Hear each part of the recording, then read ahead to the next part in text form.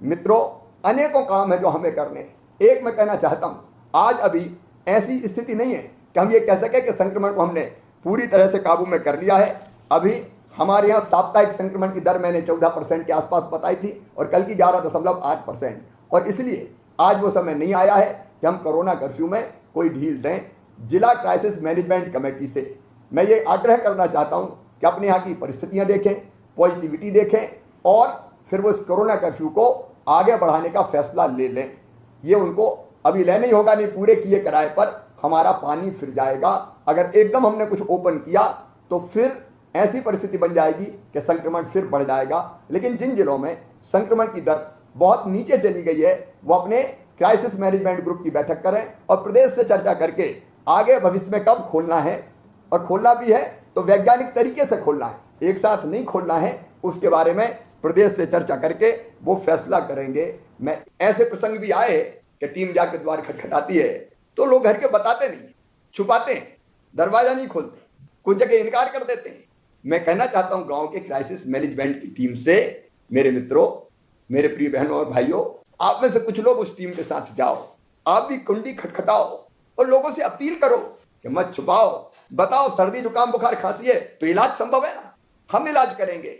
मुझे कहते हुए दुख है, कई लोगों ने नहीं बताया सर्दी जुकाम बुखार का, कहीं झोला छाप डॉक्टरों से इलाज कराते हैं और झोला छाप डॉक्टरों ने कई जगह इलाज करके मनचाही दवाइयां दे दी और बाद में पता चला कि धीरे धीरे फेफड़े उनके संक्रमित होते रहे और ऐसी स्थिति आई कि ऑक्सीजन का सैचुरेशन कम हो गया और अंततः उनको अस्पताल में या तो ऑक्सीजन पे आना पड़ा या फिर वेंटिलेटर पे जाना पड़ा।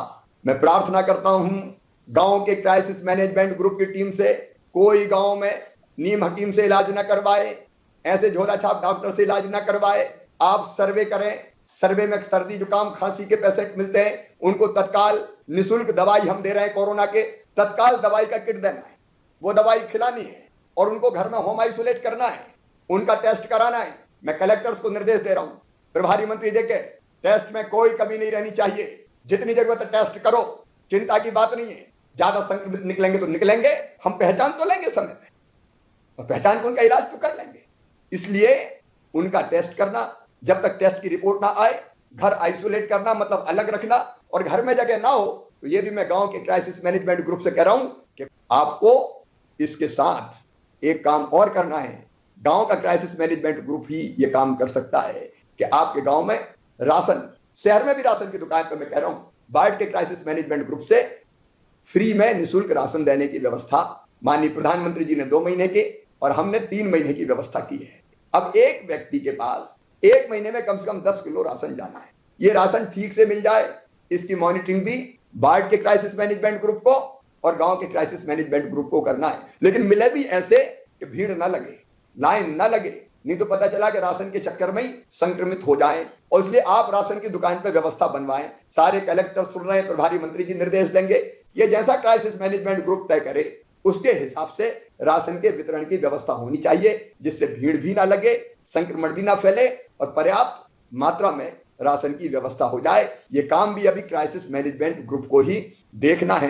एक आग्रह और करना चाहता हूं कि देखिए, कोरोना वायरस, ये जो वायरस है, ये वायरस तो अभी रहने वाला है।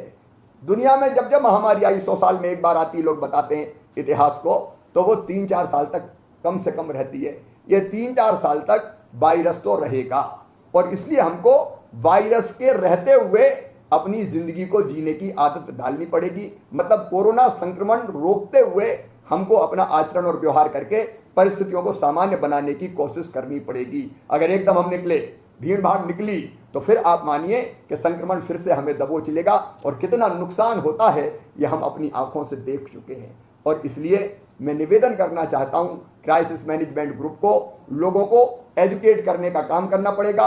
गांव के लोगों को भी और शहर के भाई बहनों को भी सबको समझना पड़ेगा कि कोरोना संक्रमण रोकने के अनुरूप व्यवहार करते हुए हमें जीने की आदत डालनी पड़ेगी। मतलब अब कुछ समय तक भव्य और बड़े आयोजन नहीं होंगे, भीड़ भरी शादियां नहीं होगी, अलग अलग तरह के कार्यक्रम जिनमें भीड़ इकट्ठी होती है वो प्रतिबंधित अभी लंबे समय तक रहेंगे।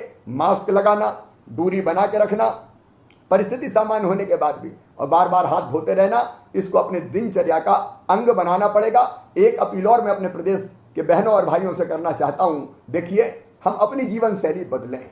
और जीवन शैली बदलने का अर्थ यह है कि जो योग या व्यायाम कर सकते हैं जरूर करें। मैं तो सबसे अपील करूंगा, जरूर करें। यह शरीर को स्वस्थ रखेगा, शरीर की रोग प्रतिरोधक क्षमता बढ़ानी पड़ेगी।